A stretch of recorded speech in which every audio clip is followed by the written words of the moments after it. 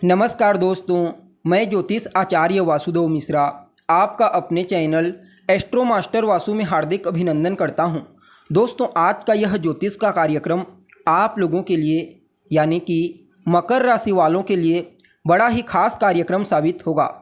आज हम चर्चा करेंगे न्याय के कारक शनि के वक्री चाल प्रभाव के बारे में। जी हाँ, न्याय, अधिकार, कर्म और सेवा के ग्रह शनि 30 जून 2024 से लेकर 15 नवंबर 2024 के मध्य वक्री रहेंगे।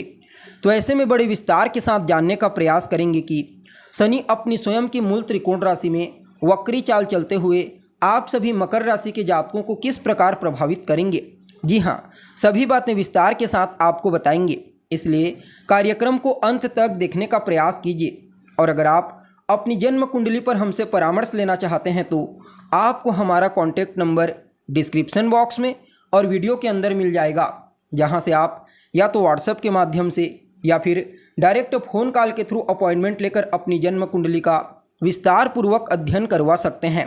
जी हाँ, अब देखा जाए तो जब कोई ग्रह वक्री होता है तो उसका अच्छा या फिर बुरा दोनों करने की क्षमता कई गुना ज़्यादा बढ़ जाती है। वक्री ग्रह को हम डेस्टिनी प्लेनेट बोल सकते हैं। इसलिए ग्रह जब वक्री होता है तो बहुत अधिक ठोस परिणाम प्राप्त होते हैं।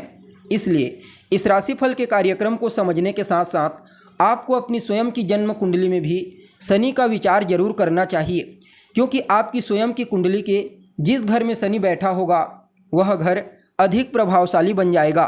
परिणाम स्वरूप पूरा फोकस अभी आपके जीवन का उसी घर पर चला जाएगा। इसके साथ ही आप यह भी देखिए कि क्या आपकी जन्म कुंडली में भी शनि वक्री हैं। अगर ऐसा है तो यह प्रभाव आपके ऊपर 2 गुना अधिक प्रभावशाली हो जाएगा, यानी कि बहुत अधिक ठोस परिणाम आपको प्राप्त होंगे। इसलिए इस गोचर के साथ अपनी जन्म कुंडली का भी जरूर निरीक्षण कर लीजिए। देखिए, ग्रह वक्री होता है तो क्या होता है। वक्री का मतलब होता है उल्टा। कोई ग्रह उल्टा तो चलता नहीं, सभी ग्रह सीधी चाल से ही चलते हैं, लेकिन हमें धरती से ऐसा आभास होता है।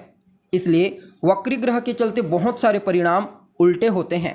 वक्री ग्रह को पुनर्जन्म का कारण भी कहा जाता है, अर्थात जो भी ग्रह वक्री होता है वह हमारे पिछले जन्म के सबसे अधिक बचे हुए कर्मों को दिखाता है।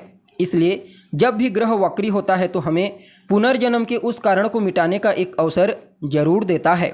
इसलिए वक्री ग्रह को समझना बेहद आवश्यक हो जाता है। जी हाँ, अब देखा जाए तो आप सभी मकर राशि के जातकों के लिए शनि अभी आपके दूसरे भाव से गुजर रहे हैं और आपकी राशि के स्वामी बनते हैं। उनकी वापस आने की टेंडेंसी भी आपकी राशि की तरफ ही होगी, जो कि अच्छी बात है, क्योंकि राशि के स्वामी का राशि के ऊपर से गुजरना अच्छा माना जाता है।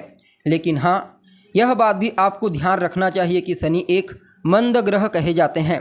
परिणाम स्वरूप चीज़ों को स्लो डाउन कर देते हैं, तो मिला जुला परिणाम आपको प्राप्त होगा। यहाँ पर एक सूत्र याद रखिए, होगा वहीं जो आप चाहते हैं, लेकिन तब नहीं जब आप चाहते हैं। जी हाँ, आपका कोई भी कार्य समय पर पूरा नहीं होगा। आप सोचेंगे कि यह कार्य 2 दिन में पूरा हो जाएगा, जबकि उस कार्य को पूरा होने में 20 दिन का समय लग जाएगा। ऐसा शनि का प्रभाव देखने को मिलता है जब वह राशि को देखते हैं या फिर राशि से गुजरते हैं तो। इसलिए शनि आपके जीवन में चीज़ों को कुछ स्लो डाउन करने का प्रयास करेंगे। और अभी आप लोगों की शनि की 7.5 भी चल रही है, तो 7.5 के प्रभाव को शनि और तीव्र कर देंगे। फलतः आपके खर्चों में वृद्धि होगी। निवेश करने के लिए भी समय को बिल्कुल भी ठीक नहीं कहा जा सकता।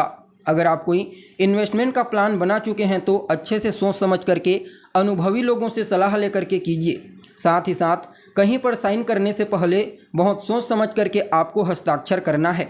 इसके अलावा जो लोग रियल इस्टेट में हैं, ऑटोमोबाइल के सेक्टर में काम करते हैं, उन्हें भी बहुत अधिक प्रोटेक्शन लेने की ज़रूरत होगी, क्योंकि शनि यहाँ से अपनी दृष्टि से आपको परेशान करेंगे। तो अगर आप ऐसे सेक्टर में काम करते हैं तो निश्चित तौर पर आपको उपाय तो करना पड़ेगा। अब देखा जाए तो यह 7.5 बहुत सारे लोगों के जीवन की दूसरी 7.5 है। परिणाम स्वरूप वह देखेंगे कि अचानक ही बहुत ज़्यादा चेंज हो रहा है, खास करके कर्म क्षेत्र में। अगर आपके काम में परिवर्तन हो रहा है तो सावधान हो जाइए, आपको बहुत ही सतर्क रहना पड़ेगा। जी हाँ, अब अगर उपाय के बारे में बात की जाए तो शनिदेव के इष्ट देव भगवान शिव हैं। परिणाम स्वरूप शिव की उपासना से शनि बहुत अधिक प्रसन्न होते हैं, शीघ्र ही शांत हो जाते हैं। इसलिए शिव स्वरूप हनुमान जी की आराधना करना इस वक्री चाल को आपके लिए श्रेष्ठ बना देगा।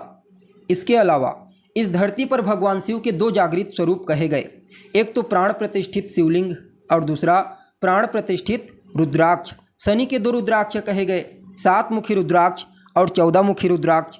7 मुखी रुद्राक्ष को धन प्रदायक कहा जाता है, इसलिए इसे लक्ष्मी जी का रुद्राक्ष भी कहते हैं। लेकिन 14 मुखी रुद्राक्ष शनि का हायर डायमेंशन रुद्राक्ष होता है, जो थोड़ा महंगा मिलता है। इसलिए जिनके पास अर्थ की कमी हो वह 7 मुखी रुद्राक्ष पहन सकते हैं।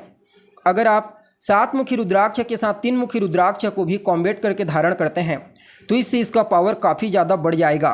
और जिनके पास पैसा हो, खर्च कर सकते हैं, श्रद्धा है, तो वे लोग 14 मुखी रुद्राक्ष पहन सकते हैं। थोड़ा महंगा मिलेगा लेकिन इसके फायदे भी अनंत हैं। जी हाँ, तो दोस्तों कैसी लगी आपको जानकारी? उम्मीद करते हैं जानकारी आपको पसंद आई होगी। जानकारी अच्छी लगे तो इसे अपने दोस्तों के साथ, अपने रिश्तेदारों के साथ शेयर अवश्य करें। अभी के लिए बस इतना ही। पुनः मुलाकात होगी एक नए और ताज़ा एपिसोड में। तब तक के लिए नमस्कार।